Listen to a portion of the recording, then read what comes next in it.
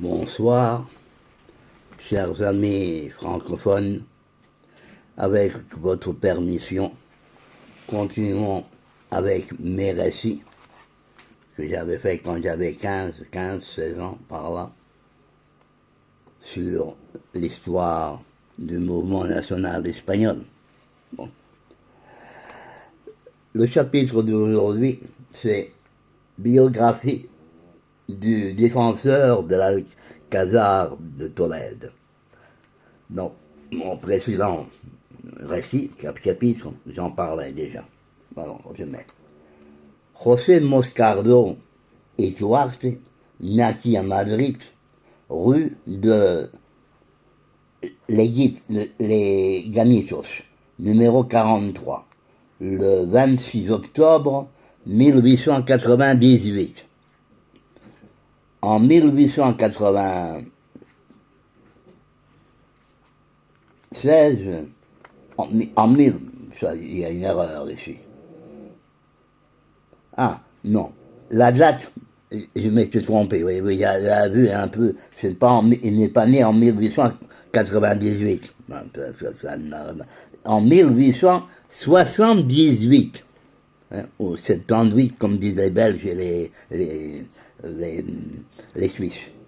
En 1896, donc, hein, il entra à l'Académie d'infanterie, puis pendant 8 ans, il prêta service en Afrique.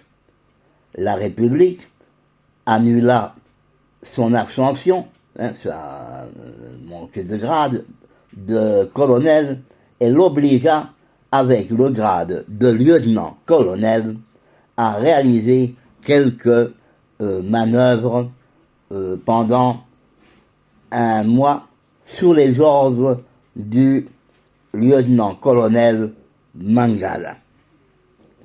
Le 16 juillet 1936, il se trouvait à Madrid, mais informé dans la capitanie générale de Madrid du soulèvement nationaliste, il partit à Tolède où, avec d'autres chefs, il adhéra aux forces armées des nationaux.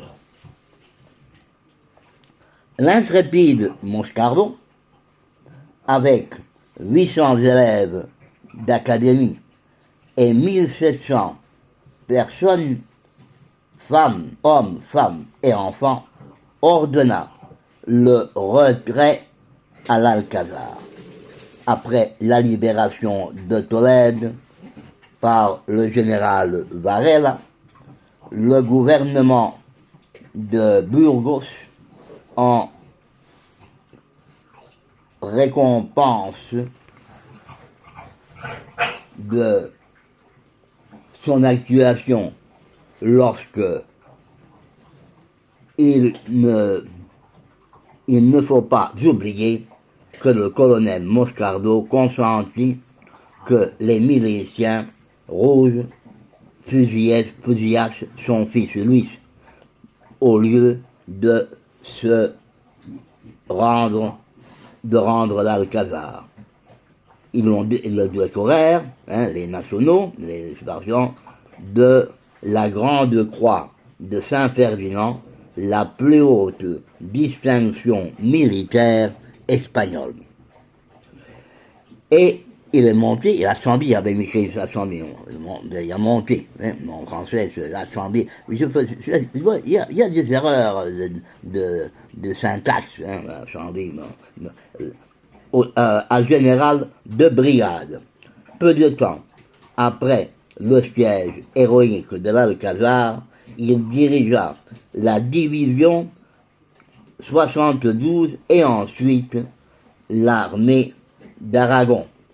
Ayant fini la guerre en 1939, il fut nommé lieutenant général et en 1943, on l'envoya à la capitanie générale de Catalogne. Après, on le désigna chef de la maison militaire du Caudillo, hein, du chef de l'État de Franco.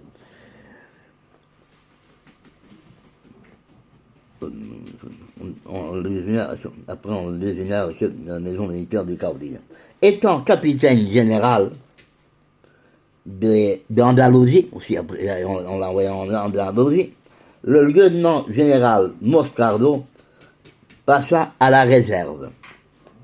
Moscardo était aussi, fut aussi le délégué général de la Fédération espagnole des sports. Cet organisme des sports a été lié pendant le régime de Franco au mouvement politique de Phalange, Phalange espagnole, traditionnaliste, des gens. Et après, simplement, ça a été le fameux mouvement. Ce poste de capitaine, de délégué des sports, il l'a occupé jusqu'à sa mort. En 1948, le Caudillo le nomma comte de l'Alcázar de Tolède et le 12 avril 1956, il rendit dans sa maison de Madrid son âme au Créateur. Le gouvernement espagnol ordonna des obsèques nationales de capitaine général à titre posthume.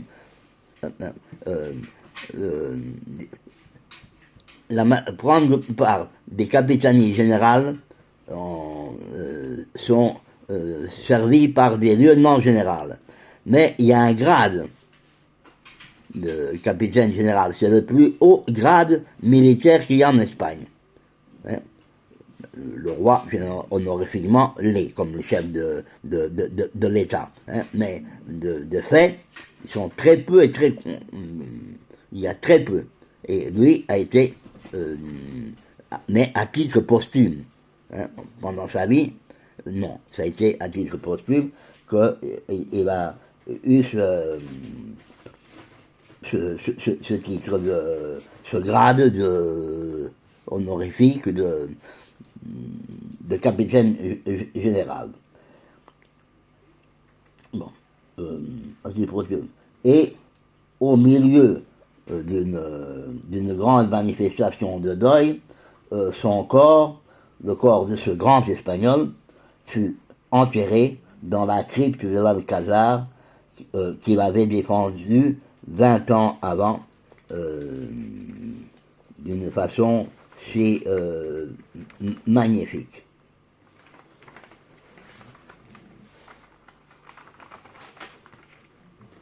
Voyez-vous, pour aujourd'hui, je vais vous montrer la photo que j'avais du général Moscardo. Je vais vous la montrer, si je peux.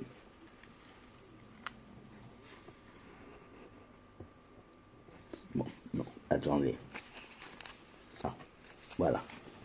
Le général Moscardo. 1878-1956. Et un autre jour, si Dieu veut,